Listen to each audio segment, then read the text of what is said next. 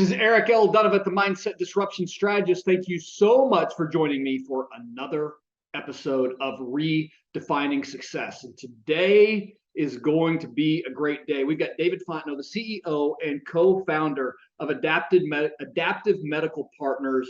And I am excited for him to kind of tell the story because they are filling a very unique niche that is really, truly needed today in today's marketplace, especially in the healthcare industry. And I'll let him tell you more about that. But I couldn't be more excited to have him here today. So David, thank you so much for joining us. Thanks, Eric. It's good to be here. Yeah. So David, my first question for every single guest is, it is a Saturday afternoon.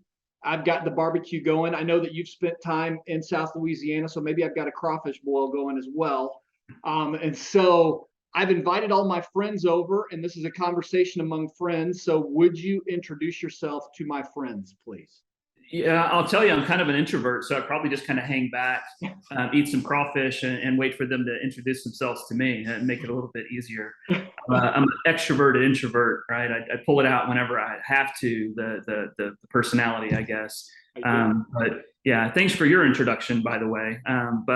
I'm the CEO and co-founder here at Adaptive Medical Partners. And if any of your friends were in healthcare, I'd probably ask them if they were struggling to find any providers these days, because it seems like everybody is. Mm-hmm. You kind of mentioned that we're serving a real niche, and there was already a physician shortage going on. Our company does physician staffing, by the way. We do permanent placement physician staffing all across the country. And it's not just physicians, but really any healthcare provider, nurse practitioners and NPs and all of that. Mm-hmm. The shortage was already being felt pretty significantly in all the rural areas. But now with the pandemic, I mean, there's so many burning out and retiring out, or even going into professional life, that everyone in healthcare, their needs are just been exacerbated like you wouldn't believe. We're going to start feeling it in the metro areas.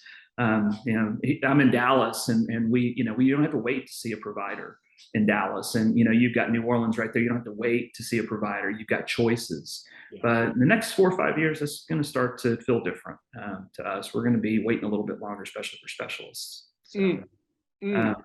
So after I painted a picture to your guests as far as how difficult the situation is, I would then see if they had any needs for me to help them out. I'm shameless whenever it comes to that, because there's so much need out there these days, and that's how proud I am of the work that we do. I know we can help. So let me ask you this along those lines. What are you most passionate about right now? Well, I mean, right now, and probably for the last 14 years or so.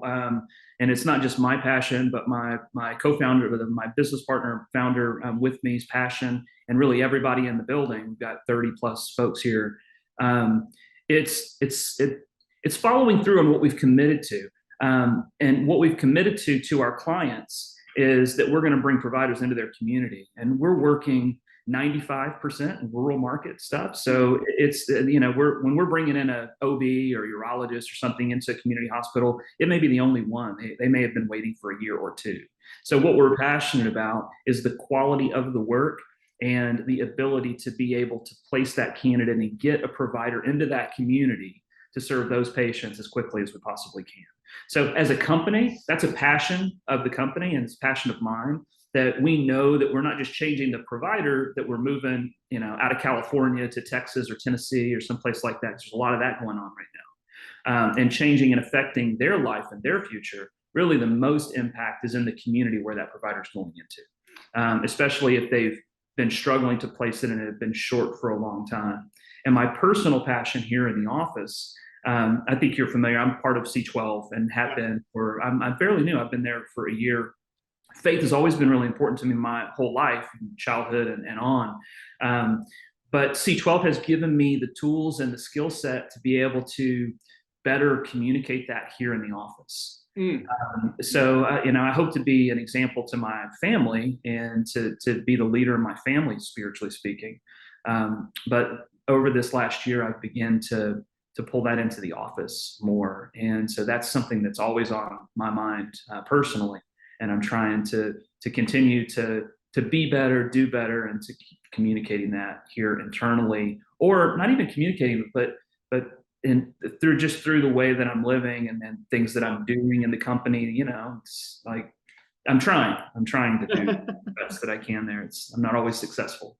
What has been, I want to come back to some other things you said in a minute, but you just made a great point. What are some of the greatest lessons or shifts that you've kind of figured out in the last year being a part of C12? What are maybe some key breakthroughs that you've had that have allowed you to do more of that, to kind of live it inside the business?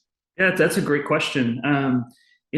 One thing is just how to do it, because I remember having a conversation with my business partner, and we were both, both Christians and both strong believers.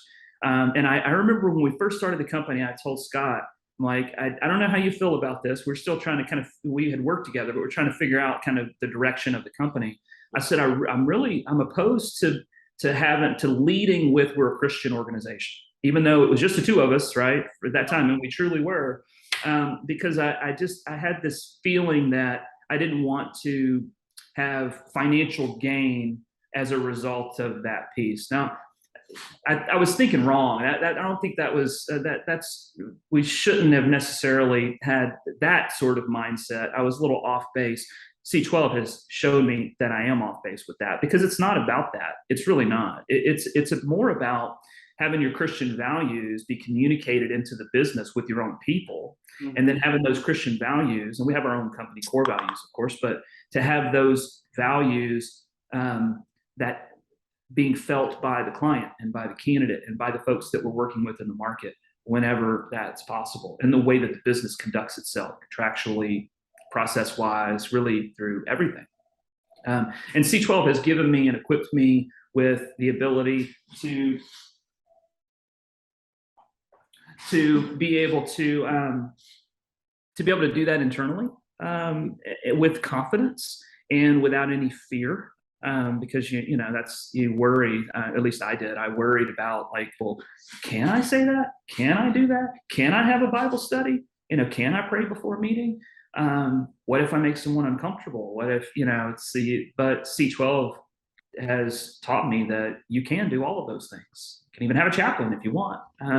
No problem. I have a book over on my table here that's a book that I was given when I first started, that's basically a roadmap to make sure that not only are you doing it, but you're doing it within the boundaries of the legalistic side of things, which are much broader than what I thought they would be.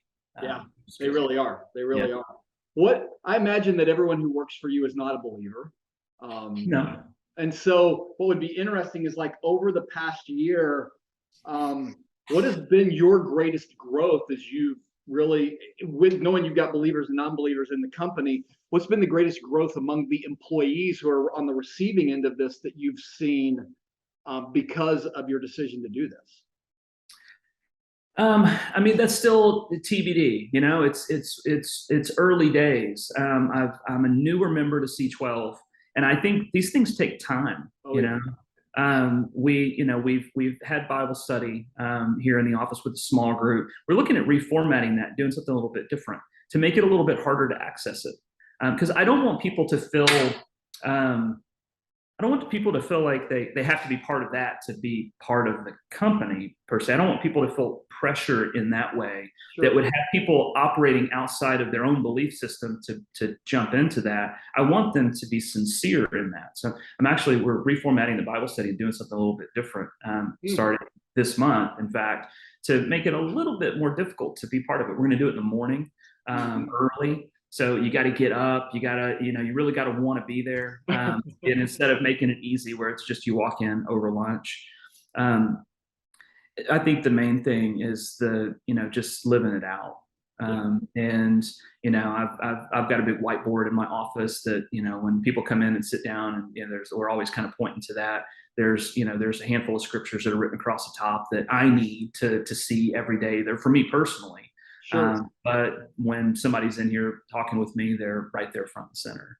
And we have C12 gives you this little plaque that you can put up at your front of your office. That's there. So I get a lot of questions like, hey, what's C12? And I get to talk to them about it. And I've been really front and center with that, and letting them know, I learned this in C12. We're going to reformat this, or we're going to do this in the business. and modify, because there's a lot of really good business content coming from those guys too. I don't mean to make this a commercial for C12. I know they wouldn't mind, but but it brings questions. And whenever I come with new information after my sessions, I share the materials with all of my leadership team. I've been encouraged to do that from my mentor at C12, Tom, and it helps to get us on the same page. You know what's uncanny? And it's just the way God works. But the timeliness of like what is coming next, for the curriculum. Yeah.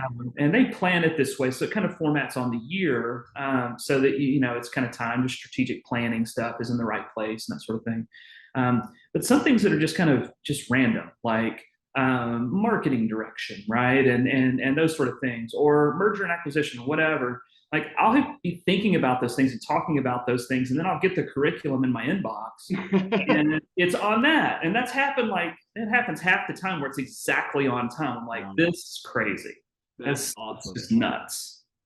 That's awesome. Hey, I want to talk a little bit, because I love what you guys are doing at Adaptive Medical Partners, because I think that, especially for people who live in bigger cities or in more metro type areas, there's always like, yeah, no, I understand that we need healthcare providers, but you guys have kind of carved out a niche in this rural area of kind of going after that. Maybe kind of tell my audience a little bit about, how did you find that niche, or what really got you guys passionate about going to that area? Well, I mean, there is passion there in going to that area, but I couldn't take credit for carving out that niche, not as a firm. But I'll say this, that the nature of what we're doing, physician recruitment on a permanent basis, and there's costs associated with that. We put consultants on that search. They go on site. They understand every aspect of not just the job and the facility where the doctor's going to work, but they'll go out in the community, either with the hospital CEO if they've been there for a long time, or even a realtor, and they'll understand housing market, the quality of the schools, and really be able to answer every question that a physician that's completely unfamiliar with that state, even, they'll be able to tell them everything they need to know about not just the opportunity, but really what it is to live there. It's a big part of a physician going into a community like that, even if they're coming out of a rural area, is the community piece. It's the jobs of 15 to 20% of it, and that's going to be where a lot of the decision lies. But if the community is wrong for them, then it's a no-go. And that's a big factor. That's where spouse is going to need to maybe sometimes find employment. These days it's easier because everybody's remote, where their kids are going to grow up, and what that's going to be like, what their quality of life is going to be when they go to the grocery store. It's all of it, really. So that niche is just by the nature of what we're doing. Because in a metropolitan city like Dallas, New Orleans, Houston, wherever, you've got a lot of amenity and you've got training programs there. And most physicians want to be in when they come out of training, they want to be where they are, because they've made friends, they've made family through residency. Sometimes they've had kids through residency, maybe not started school, but they've started to build their family there. So the first place that they typically want to be is where they are. That's not possible for all of them. So they'll start to look at other metropolitan cities, but you've got amenity, and you've got airports, and you've got private schools, and you've got a lot of things that rural areas just don't offer. There's a very limited part of the population that come out of training that either want to go home to the rural area they came from. There are a lot of doctors that do that, or to get to a similar area to where they came from, that just love being that, not country doctor, I wouldn't say that, because some of these communities these days, even in rural areas, you're an hour from a major airport. Sure. Southeast Kentucky is it's rural. And one of the communities there that we started with when we first started the company was like 7,500 people, a regional hospital there. That hospital facility looked like a hospital that'd be sitting right in Lexington or Louisville. So the facility was fantastic. But you could live there and you could have horses and land. You couldn't really do that as easily in a major metro market. So there's a lot of things that attract doctors to those areas, but there's also a lot of things that don't. So they need a little bit more effort than maybe a metropolitan hospital would. And that's where kind of the firm comes in, and where Adaptive comes in, is that we can be the competitive difference when they're trying to compete with hospitals. If you've got a hospital in Palestine, Texas, which is out kind of halfway between Dallas and Austin, small rural community. Yeah. They're competing with the hospitals that are in Austin and Dallas for the candidates that want to be there, or even Tyler, a little bit bigger, 250,000 people or whatever. So it's hard for them to be able to compete based on location. So some of them have to step up with compensation a little bit. What a lot of people don't know is that typically a rural physician will out earn a metropolitan one. And typically their cost of living is less. Lower. Yeah. So that makes it attractive, but the amenity that you're competing with, and just everything that you can get, and the mindset of doctors when they're coming out of training. And a lot of the physicians that we have I'm sorry to ramble on about this, but a lot of physicians, that we have coming online these days are foreign providers. And a foreign provider typically will have a harder time duplicating any parts of their homelands, wherever that happens to be, in a rural market. But in New Orleans, they could find a grocery store that kind of caters to their what they like and what they want. And that's a little bit more difficult to do in the rural market. So there are a lot of physicians that are foreign-born physicians that are in that rural market. Don't get me wrong. That have great quality of life and that absolutely love it there. But that's been slowly changing over the last 5 or 10 years, I would say. It's not what they instantly think of. So when you're in that rural market and you're a hospital CEO and you're trying to recruit, you have all of these different components that you have to deal with in addition to running the hospital. A lot of rural hospitals don't have an in-house team. They don't necessarily have the same support that a big metropolitan hospital would have. Yeah. So there's a lot of different factors. So I can't take credit for the market. But I mean, it seems a lot more relational than recruiting to a metropolitan area, because you've got to know the family, you've got to know what they want, what they desire, and what they dream about for the future to make sure it fits. Right? It is really all about the people. Yeah. Whereas you could probably get away with running a company that wasn't as much about the people if it was all metropolitan. Maybe, yeah. I think that's changing on us too, though, these days. Yeah, I can see that. It's changed through the pandemic. I think that, core values and culture and quality of life and all those things are kind of front of mind for everybody. I equate it to, when you're coming back from vacation. Yeah.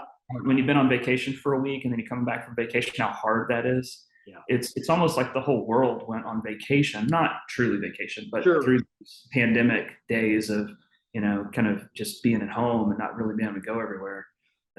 Hopefully we kind of come out of that soon. Yeah, hopefully. I would love for you to tell a little bit. I mean, you are co-founder and CEO of this company. So you don't wake up day one and just decide you're going to go do this. I'd love to know a little bit more kind of about your journey and your story of how you and Scott even maybe got to this point, but probably more you. Like, what drove you? What kind of happened in your background? Again, keeping with the idea this is redefining success. Maybe what were you looking for as you were on this trajectory to set up and found this company? That's a great question. If I start to ramble on, Eric, you just raise your hand and I'll stop. Apologies for that. No, I love that question. And Scott and I worked together a couple of years before we jumped off and started Adaptive. And the name Adaptive is very intentional, because at that time, that was 2010 when we started Adaptive. And this isn't just pointing at the organization that we were both with previously. It was the industry at that time. It was very rigid. And what I mean by that is that in the retained industry, physician recruitment on this retained basis, which is what you found working predominantly in the rural market, they had very rigid processes where if a recruiter talked to a candidate and they were a good candidate for that particular search, the recruiter would dictate to the hospital administrator. This was very typical in that time. It's changed now, fortunately. But then it would be that the recruiter would say, you need to get this physician in this time frame.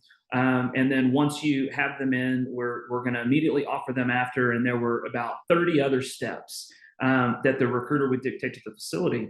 And if the facility wasn't able to follow that process all the way through, and then the placement didn't happen, then typically what happened is the recruiter would point to the facility and say, "You didn't follow my process. That's why we didn't get the candidate." That's really generalizing and saying, but it was from the facility standpoint.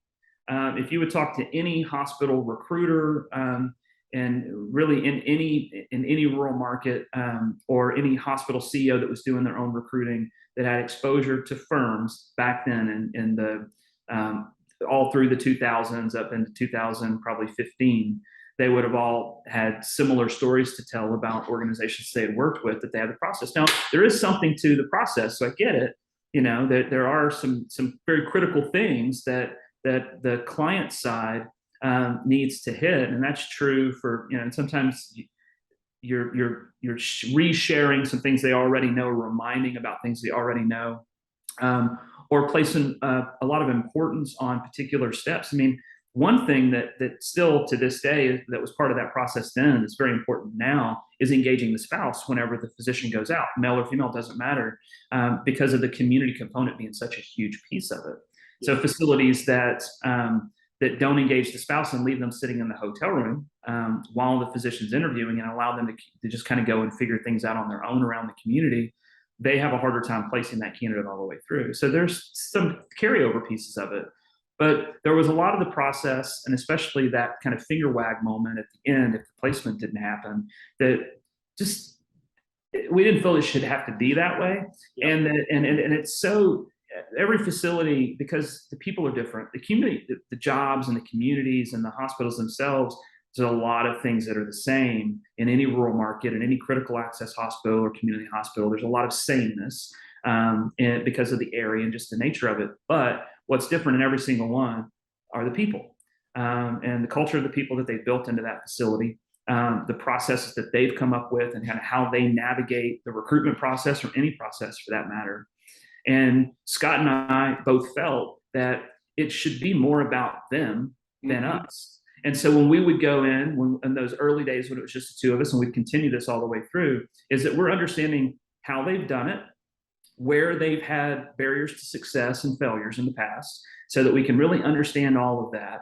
And then our process isn't just our process, it's something that we come up with together. The recruiter and the person that we're communicating with at the hospital, we come up with our communication cadence and our reporting cadence, and we really fully understand the parameters that they're looking for a candidate, and just all of those details. And then the process is kind of developed in those first meetings that we have, and it's adaptive to what it is that we're trying to accomplish, because it can be different for a urologist than for a nurse practitioner in a family clinic, or a pediatrician or an OB. So there's some things that are kind of specialty specific that you just absolutely need to do with some, and not everybody. But the critical piece of it is the people that you're recruiting to, and also the candidate that you're pulling in, because you need to adapt to what it is that they really need to see as important, what's important to them and their family whenever they come into the community. So when you think about that, so you guys had a vision to go start something. And one of the things I'd love to kind of understand is, so you had a vision to go do something. What are some of the obstacles you guys ran into as you're doing this? You're like, because I think what we always imagine as entrepreneurs is this utopia of what we're going to create, and then it's that it's impossible to create the utopia. So then we're learning the lessons and figuring out, okay, so what can we really do to redefine and do this niche? But I want to be careful with one thing, David, because what I want to know is, what is the lesson that you learned? And the reason I say I want to be careful with this is because I think you're probably in the middle of some lessons today that COVID is teaching you, and some obstacles that COVID is putting on you, that maybe the lesson hasn't revealed itself yet. So there's probably a temptation to start talking about some things that are going on today, but I'd like to maybe back up, maybe it's pre-COVID or mid-COVID or whatever, and talk a little bit about those obstacles before we even talk about what's going on today, if that's okay. Yeah, absolutely. It was a long time ago. It was 12 years ago, 12 and a half now. We had a lot of plans, and I had a mentor tell me whenever I was downloading him with everything. It was 20 years older than me. and had been a university professor, a wise gentleman. And I was telling him our plans and what we were going to do, and I had projected the number of clients, and I'd done all of this. And he kind of giggled whenever I showed him all of this. He's like, one thing that you're going to learn pretty quickly is that it's good that you have a plan, but none of that's going to happen that way.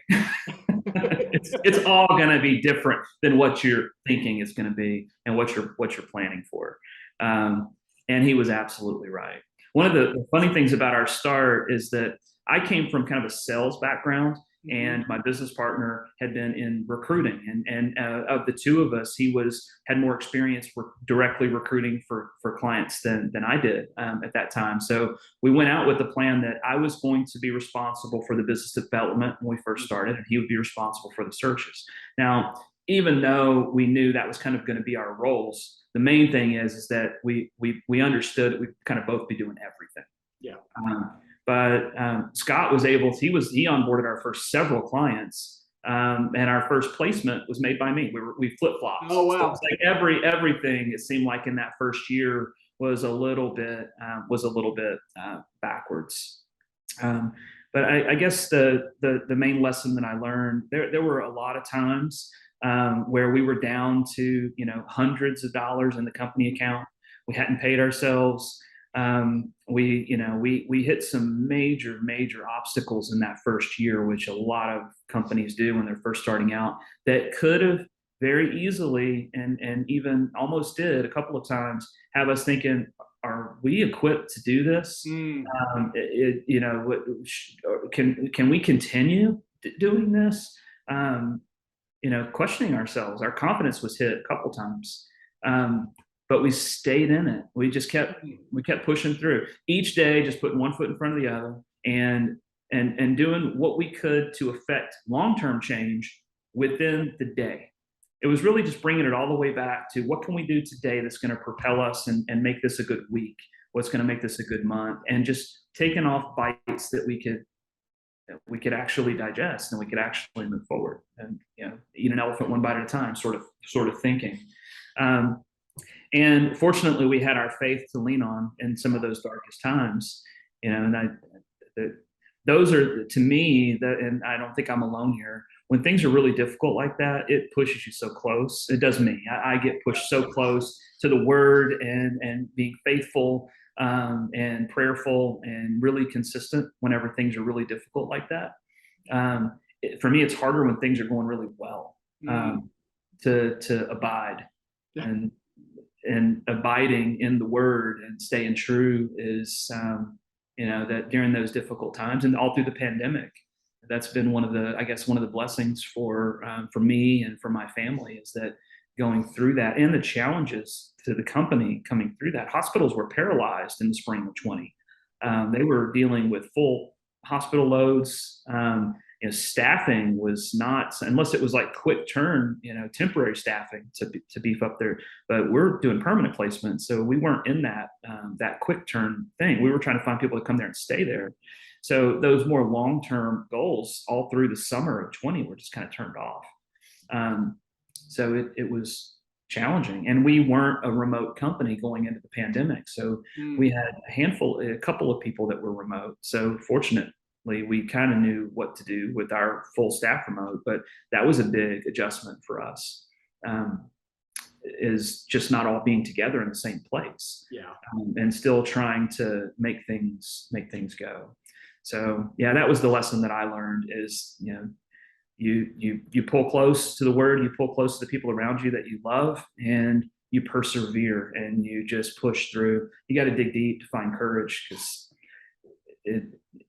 it's hard starting a company. So anybody out there that's in that first year and in that place, I'm praying for you, because it's not easy. But once you survive that first year and then you get past your first five, it doesn't get any easier. My favorite comment from a gentleman one time, he said the difference between an employee and an employer is that an employer is comfortable putting payroll on the credit card. We haven't had to do that yet. So I'm happy for that. You've been close. And that's Oh, in it. those early days, yeah, absolutely, we were. It was just the two of us. We had a non-compete when we first started the company, so we had to be 75 miles away from where our previous employer was located. So that first year, we were sleeping in the office. Wow. Because it was an hour and 45 minutes because of construction and where we chose to be. Yeah. It was just that was it didn't work out like we had planned. Back to what I was told, nothing did. Um, so Monday night and I think Thursday night, we would just stay there. We'd get inflatable mattresses and stay in there. Yeah, it was. I could go into a lot of detail, but I won't, about just how miserable that first year's experience was. So, but it made you who you are today, right? I mean, those are the moments. oh, we've got some great bologna sandwich stories and yeah, some great stories around some of that we still tell, 12, 13 years later to folks coming in that they kind of see who we are now. And we want them to understand that that's not where we started. That it's When been you look a long at, time again, the theme of the show being redefining success. When you look at when you guys started, like what you thought success was going to be versus what you would define success as today, what's changed? Yeah, and that's yet another great question. The main thing is that when we first went into this, I don't think that Scott or myself thought that we would be where we are today. Like when we first started, we went into this thinking we want to do good quality work. And I think our early kind of plans, if we really had a long-term sort of strategy of where we would end up, would maybe 10 or 12 people or something, and just have a good quality of life, have a good group of people around us, do good quality work. But not get not huge just gobs of margin and bringing in a ton of money. And it wasn't about the money; it was more about the kind of just the being able to do it the way we wanted to do it, and to be able to provide for our families in a meaningful way. Yeah. That's where we were coming into it at. And I feel good about that. I'm glad that we had that sort of mindset. But it was still tied to kind of that financial side. Like we wanted financial security, and we wanted to do this on our own. That was the way we came into it. But that changed as we started to bring in more and more people, because then it shifted to what made me most proud from year 3 on to today, and still does, is when we bring somebody on that's new. We bring a lot of people into our sales team and support roles and that sort of thing, even today into some of the recruiting roles. And we teach them everything about what we do in healthcare. We're not necessarily going and pulling a lot of people in from other agencies that already know everything. So we get the experience of having folks come in that have maybe had a job or two out of college, and really see them grow into their career here. So when somebody buys that new car or gets a new house, or has a new baby on the way, those sort of things, those are, or has a working spouse that that then doesn't have to work. Those are the moments that I want to create more of. And the pandemic's made that hard these last 3 or 4 years, or not 3 or 4 years, but this last 2 or 3 years. It's made that hard. So I'm looking forward to seeing those things start to come back. And that's what motivates me. It sounds so like hard on the sleeve, like wholesome, that it almost doesn't even sound honest. But I'll tell you that I know that in my heart and in my business partner's heart, and even my leadership team, the moments that we're most proud is when we see somebody that grows up into this business and can really do things that they wanted to do when they came in. They set out to buy that first house, to start a family, to have spouse stay at home. Those to me are my most proud moments internally with my own people. But I get super proud every time we place a doctor with one of our clients. Yeah.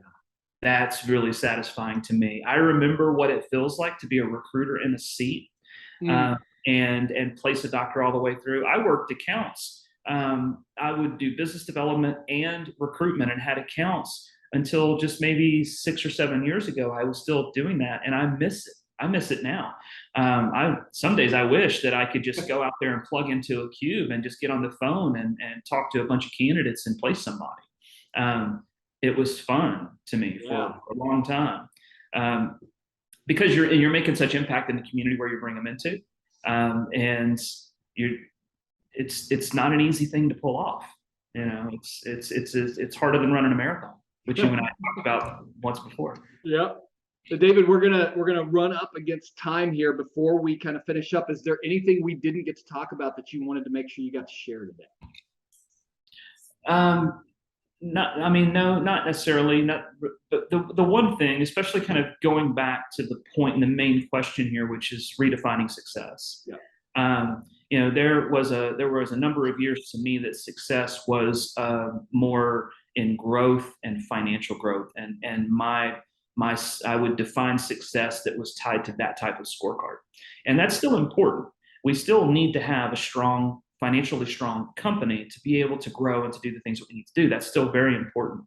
But to me, success to me is that, but also getting there the right way, demonstrating our own sort of Christian-driven core values, and to be an example to the people that are in the office. Not just me, but all of us, to be an example to one another and to grow spiritually as well. I love that. I love that. David, if people want to follow the work that you guys are doing or just kind of keep up with things on your end, what's the best way for them to do that? We're pretty active on social media, so they can look at Adaptive Medical Partners on LinkedIn, Facebook. LinkedIn's a great resource. And of course, our website. If you're interested in healthcare and the staffing side of healthcare, there's a lot of blog stuff that goes on. That's adaptivemedicalpartners.com. Awesome. Awesome. And then you've made enough of a commercial for C12. I think it's C12. Or it may be .org. One of the two. You will find it. You will find it. So my very last question is always the same, and I'm going to ask you today that before we finish up, which is, in 3 generations, what do you hope your great-grandchildren remember about you? That's a big question. So I'm fortunate. I was blessed with a saint of a mom. She passed away in 2015, and she was always the patriarch of our family. She had 4 sisters, so there were 5 girls total. She was the type of person that if she was on an airplane and you sat next to her, you were going to hear about Jesus. She was amazing lady. She spent almost all of her working career with the Southern Baptist Convention, first as an administrator, like a secretary, and then doing speaking engagements for them. That's not my platform like hers, but I hope that, like me and my siblings and my kids, look to my mom as kind of the patriarch and the example of how to live a good life and how to be a good human being. I hope that my great grandkids would have a similar sort of feeling about me. And I'm going to fall short of mom, but if I'm even close to that, I will have done well by them, I think. I love that. I love that. David, unfortunately, we've run out of time. We could probably keep talking for another hour. So thank you so much for just making the time to be with us today. Yeah, it was great talking to you, Eric. Thank you so much. Yeah. So thank you, everyone who's with us. It's been another great episode, and we will see you again next time. God bless you. Have a great day.